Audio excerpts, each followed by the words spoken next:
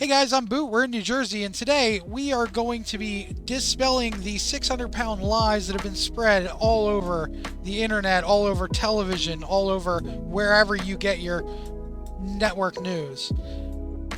Today we are here with my buddy Kyle from Connecticut, On the Brain, and so many others. Kyle, tell them where they can find you at. Yeah, you can find me and my content that I help produce pretty much everywhere, anywhere you get your podcast fix. I am also a part of a great podcast group called Who They Want Entertainment LLC. We live stream on Facebook, Twitter, Twitch, and a few other places on a nightly basis. A great time for great content, great subjects, and we do what other podcasts don't. That's the tagline. As far as On the Brain, if you want to get your nerd on, that's basically where you got to go. On the Brain, ENT, on every podcast platform. If you really want to, slow down a little bit and talk a little bit more heavy topics such as mental health and disabilities and what that entails, then you got to check out A for Able. Also, everywhere on every podcast platform, wherever you get your podcast fix. Right on. And also with us today, we have Allie, my wife, and the sister of Gina. Yes. That is the thing I like to say, the sister of Gina. Yes. Why don't you go ahead and introduce yourself and tell everybody a little bit about what you wanted to say today. My name is Allie. You can find me on Allie S at YouTube and Allie_Sams on TikTok. I feel like every time I do this, I have to say something. I just wanted to say that we are not seeking justice from anybody.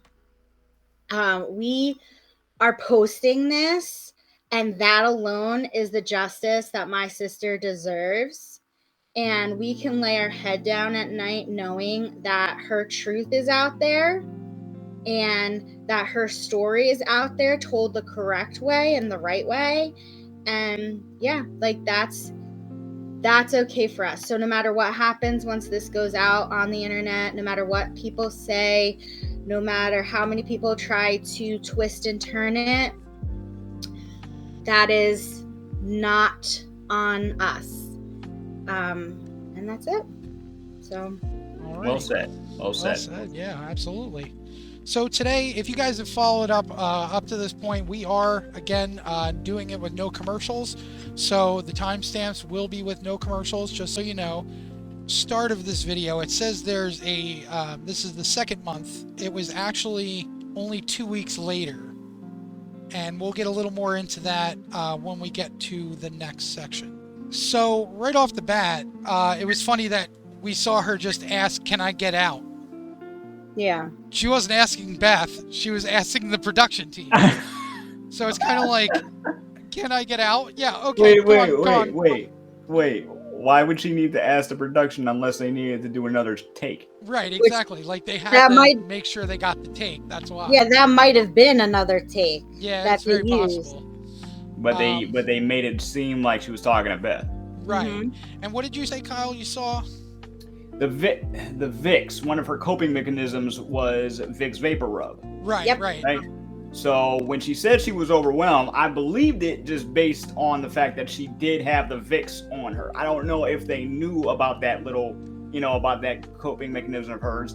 But she used to rub Vicks on herself to help herself relax. Right, and it was always lavender Vicks too. Yeah. She blamed me for it because she blamed me for it because when she would get sick, I'd say get some Vicks because.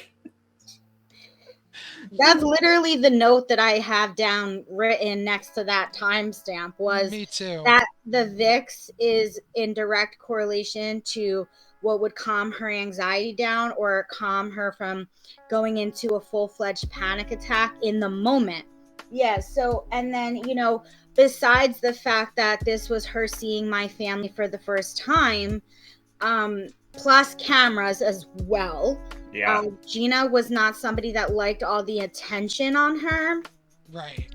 So that brought a lot more anxiety to her. And what wasn't established in the story was the behind the scenes issues that were going on with our dad at the time that was also causing extra anxiety and stress on everybody. And so you don't see that. Right. It just happens to be that, like, they make it about her weight, make her say about how, like, she's not sure that the chairs will hold her and all this We stuff. didn't even get. Oh yeah, no, we Yeah, did. she did. She Yeah, did she say did say that. that. I remember. And so, in the script that they had her read, she just said it. Yeah. And that's something that it's just mind blowing, because it was never her weight. She had agoraphobia. She was afraid to leave the house. She hadn't left the house in a while. She was actively battling with that. Right. Now, Kyle picked up on the Vicks right away. Yeah. Which is, people who know her know these things. And people who don't know, like the people that came out for blood on the internet, they have no idea about these things. So for Kyle to pick it up, like, Kyle's not always around, but Kyle knew Gina and was in contact with her quite frequently. So he was able to pick that up. Just to see that somebody else can see that and pick it up that quick. But a lot of these people that were making comments don't know my sister. Right, and exactly. It wasn't established to say that she has this agoraphobia. Right. Again, back in the few episodes, we talked about how they only talked about my diagnosis. Right. Never my sister's. And here's the other thing is that, like you said, they only want to focus on her weight. They do not focus on her panic attacks, anxiety, agoraphobia, none of that. Or what, and that becomes a reoccurring. What was that? Right. What she was doing, what she was doing, and how you guys were helping her with her, with her anxiety and all that stuff, because she wasn't like at this point, she was actually starting to show signs of real recovery. Yeah. And that's only based on from what she told me, because there was a time where she couldn't move. Right? Of course. So from going to that to being able to get up on her own and get inside of a car or walk from one place to another was a huge accomplishment that they didn't even acknowledge at all. Now I do have to ask one thing though. Yeah. Did she have to have help tying her shoes? Because I don't recall. Yeah. Yeah, she did. She did? Yeah. Okay. Yeah. As far as putting her shoes on and tying them, that's what she needed help with. So, because it was hard for her to bend that far. Okay, which is surprising because the girl could drop it like it's hot. you know what I mean? See, that's the other thing I wanted to say really fast is the term immobile is thrown around a lot. And my sister even threw that out there a lot pre to being on this show. Yeah. But I don't think she fully understood what being immobile is, because when you're immobile, that means you cannot move at all. So that means if you have to go to the bathroom or to get cleaned up, like all of that is being immobile. She was walking and going to the bathroom. Nobody was assisting her. She could wash herself. She can go in the shower. Like, this is even before the show aired. So immobile, she wasn't as immobile as it seemed. Nope. Yes, did she struggle with leaving the house because of her anxiety? Absolutely. But having agoraphobia and being immobile are two totally separate things.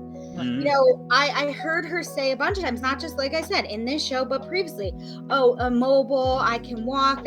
She's always been able to walk. She was always able to go to the bathroom, to walk in the kitchen, to go wherever. But to leave the house was terrifying for her.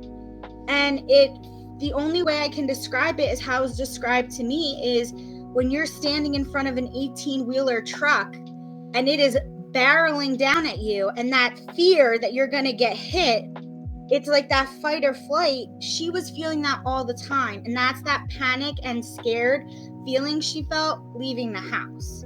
Right. Now let's watch a little more and then we'll get more into the panic and anxiety. I know, but she did not become immobile until she got sick. Yeah. Before she passed away. Yeah. So let's watch more. Yeah, more about panic and anxiety. So basically, that moment was basically because of her panic and anxiety, and they really made it out to be more about her weight, that she was exhausted. And like at that point, what is the point? You know what I mean? Like, they basically just did it again to fit their narrative. It's on the name of entertainment, not truth. That's all it is. This and which is ironic when you think about the channel that this is on. Right, exactly. You know what I mean? The network that this is on, they would pride themselves on teaching, right? Yeah. You would think so. What do you? Yeah, I mean, come on. Yeah, I bet you if T-Boz's Left Eye and Chili was hosting this show, they would not let this happen. Right. All right. So, how do you feel about it, Allie? That part is really hard to watch, because that voiceover she recorded was a month after our wedding, and to hear her get emotional reading this part, it breaks my heart into a bajillion pieces. That was just a full-blown panic attack that parts of it were edited out. You know, when she would go like this, she would do that because she felt like she couldn't swallow, or she would get so hot. These are all signs and symptoms of panic attacks and anxiety attacks. And to just insinuate or tell that narrative that it's about her weight makes me so angry, because it's neglecting all the stuff that she was worried about. You know, to help with somebody that suffers from agoraphobia, the only way to move through it is exposure to what is making you scared. So her facing that for the first time in a really long time was extremely overwhelming. There was so much going on behind the scenes. We were all terrified that my dad was going to show up unannounced and start drama. I had asked him not to come to my wedding because we had things that happened between us that it was the final straw for me. I couldn't take it anymore. I was almost having a nervous breakdown. I loved him enough to tell him the truth, and I so desperately wanted him to hear what I was saying from a mature level. I just don't think that's the way it happened on his end. But that my sister was terrified of my father. I was terrified of my father. All that I could think about was, oh my God, what if they show up and try to cause trouble? Or what if his friends that were very nasty to me and my sister, and I have all the receipts to prove that if I have to. And we were just afraid, and she was afraid that they were going to show up and cause trouble and drama, because that is what they all are known for doing. And so that is why she was also having a panic attack. Cameras are in her face. She was seeing people for the first time she hasn't seen in years. She was being in a restaurant for the first time in a very long time. It was a lot of stuff she was hit with, and has a severe anxiety disorder. So that was untreated at the time. I have another question about the production. Yeah. Mm-hmm. Okay. Did she have any say on this script at the time? Nope. None? No, she didn't even know that that's how they were going to portray her. She didn't know until she had to record it. And when she would bring it up to the producer she was recording with, that producer would say that this was the direction that higher ups wanted to go with. Yeah.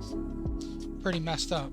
She had no say. You know, I've said this on past segments. It makes more sense to me when you are using actors to portray other people in another setting, not in you know what I mean? Like when Right. somebody We're does a not bio, actors. We're not Yeah. actors at all. We're just regular people, and Exactly. they treated But us as though we were actors in a drama.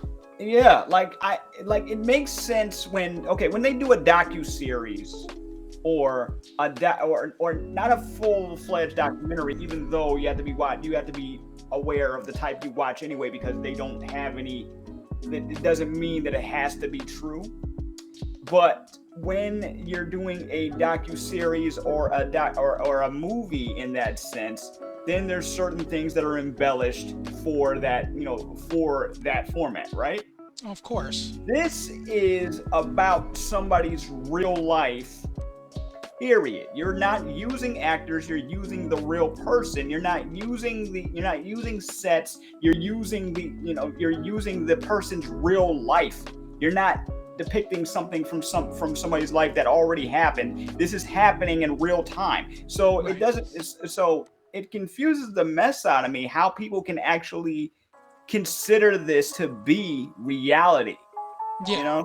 Like I used to be one of those people for a while back in the day, watching stuff like Making the Band and freaking Real World and and then for a while I watched a couple episodes of Keeping Up with the Kardashians, but anyway, my point still stands. Unlike this is a health show, Yeah. right? This isn't like It's this isn't like those other shows. This is a health related show, but you're making it out to be a joke, and as a result, you're causing people more harm than good. Right. But they don't care because they're just about the bottom line. Anyway. Exactly. That's why I said that one of the episodes previously that they are exploiting fat people and their family. It's a shame that these people have to travel so far to supposedly get help that should be able to be helped right in their own backyard. Then bad enough, you're taking them, making them out to be this stereotype. Okay, you're not even making, everybody's different. Everybody's story is different. And when you take like Gina's story, which she wanted to tell, and you change the truth about it, what's the point? We're not actors. She was a real person with a real family, with real issues besides her weight. Yep. And, sitting there and judging her for a show, you can't even say it was her. Like that, the person in this show is not who my sister was at all. No, definitely And that not. makes me angry. That's when I get angry. Rightfully so. It's terrible. And I don't know. It's really, this whole thing is just, It's a lot. it's very taxing on my own mental health, but I do this because my sister deserves it. She deserves her story and her truth to be out there, and there's no better person to tell it than her sister and the people that were involved in her life and the people that know her. Yeah. Okay, so Allie, care to tell us a little bit about that scene and why it was that you were laughing at the end of the scene? I believe at that point Gina had already left. And I was walking over, I was getting very upset about my dad not being at the wedding. I was feeling a lot of feelings, and not just feeling scared that he would want to start trouble on the happiest day of my life, but also just feeling really sad that he wasn't going to see it and be there. And then everything with Gina, I was really feeling upset because she was having a hard time because of her anxiety. And so what ended up happening is I was crying. My aunt and my brother-in-law came over to me to console me. And all of a sudden, I was rushed with TV cameras.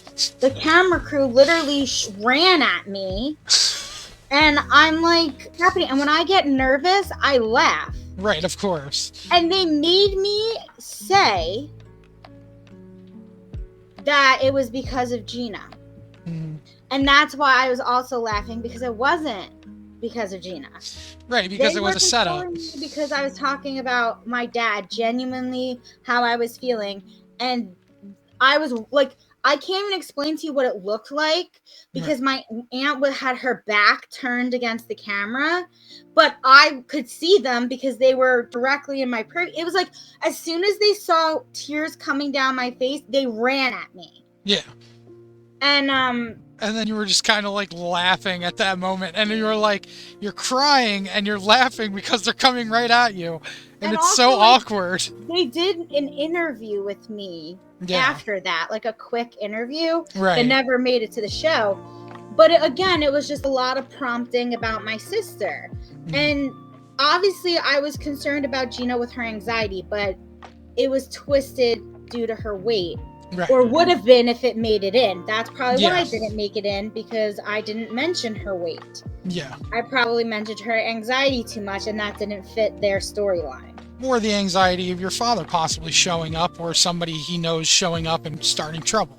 Right, never but mentioned. also, what happened, Kyle? It was never mentioned. Right. No, it wasn't. That whole, they kept a lot of my dad, our fears about my dad off the TV show. But it's kind of funny because I heard through the grapevine that he felt like a lot of it was about him, but really there was only like 1 or 2 sentences that Gina said in an interview that related to him directly. Right. Anything else that she said was not, it was more on my mom than him. Right. Yeah, Right. especially the way they had it set up. Yeah. But your so- dad was, I only met your dad like one time, but based on everything else that you guys have told me since then, the dude was a narcissist.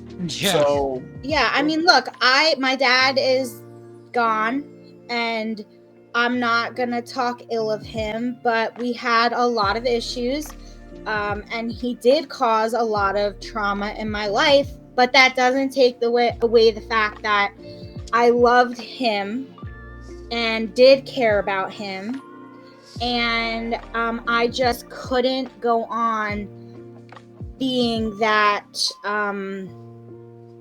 person he needed me to be. I was just under so much stress, and I just couldn't function anymore with him.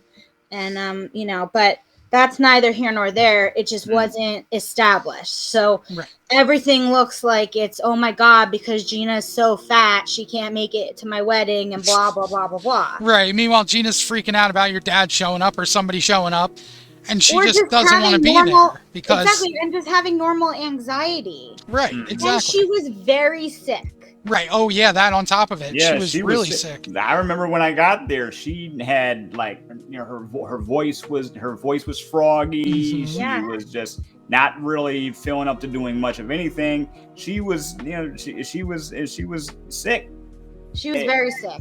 I'd almost think that she had COVID if I didn't know better It was before, just a lot before of it even came over. a lot of things happening at once. Yeah. And I if mean, you've that never, was November, cold and flu season. Exactly. and if you've never struggled with anxiety or panic, you wouldn't understand. Right. You wouldn't understand why she was feeling that way, because it's not explained. It's chalked up to she's exhausted due to her weight. No, she was Right. exhausted because she was sick and having panic attacks. And if you've ever had a panic attack that lasts hours and hours and hours, it is Right. not fun. It's really so predictable Yeah, at this point that it becomes like you can't talk about one thing without the other thing, right. and Because then it that is- other thing just leads into the next clip and what it's really about. That was a lot to watch. For the third time, it still doesn't get any easier.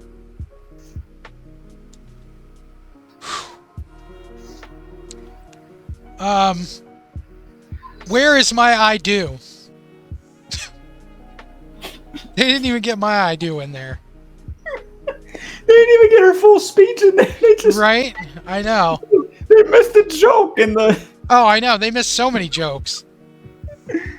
but they wouldn't have made sense to everybody else. That's the thing. Yeah, true. So, True. here's the thing. She was only at the car right before the speech. She went to the car right before the speech. Just because she couldn't stand to be in there with all of the people. You know what I mean? And, she was in there for that long, which I was proud of her at that point for even being around so many people for that long. Mm-hmm. And they just made it seem like she was there for like 5 seconds and then had to go out to the car. You know what I mean? And that's the worst part of it all, is that we were there for what? How many hours were we there? We were there for a good amount of time. I mean, really, we had the hall for like 6 hours, but I mean, there was an hour of like 11. getting people together, everybody getting there, and then there was like another hour of getting the ceremony set up. Mm-hmm. You know what I mean? And then after that, like breaking everybody back out and then introducing everybody and all that. And Gina was there for all of that. Yeah. You know what I mean?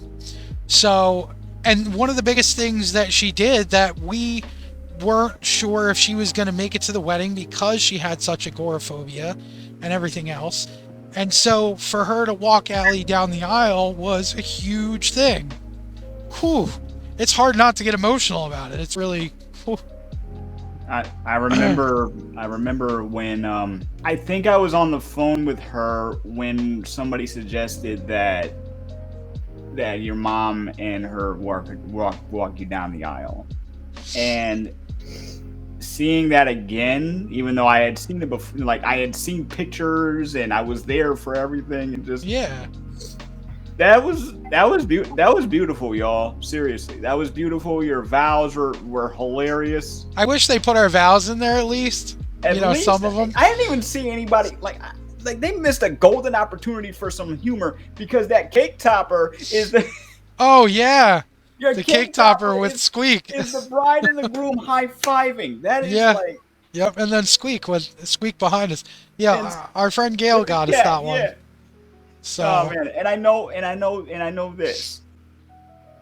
People watching this episode and people watching this show don't know y'all. Okay. Right. That's one thing you got to keep. That's one thing that you got to keep in mind. But then again, a lot of the people who will see this on my YouTube, they all know who we are because right. we've been on YouTube. The ones that your subscribers that have been there for more than just a few videos, they know at least a bit about you. But right. I have been around you for a long time. Yeah. And I'm not trying to.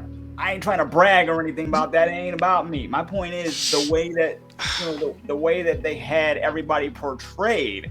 You know what I'm saying? Yeah. Outside of Beth, because I was only really getting to know Beth at that moment myself. They didn't really know you or your family. Right. So the idea that they even would do this to Gina in the first place. Yeah. It just has me so frustrated because it's like when we know so much about a celebrity only because of magazines or now Twitter and the internet right. period, and something and then they do something out of character or something out of what we think they should be doing, and then we have so much to say right to complete strangers. You know what I'm saying? People that we don't know anything about until we realize that they're human, right? Yeah. Here, you got people acting like they know her based on just a few things that she had said, a lot that were written down by someone else other than her, and it's flabbergasting to me. It really is. But yeah, I'm done. Al, how are you? It's so hard. It's so hard to watch that. It's so hard to hear her even think for 1 second that I would be disappointed in her.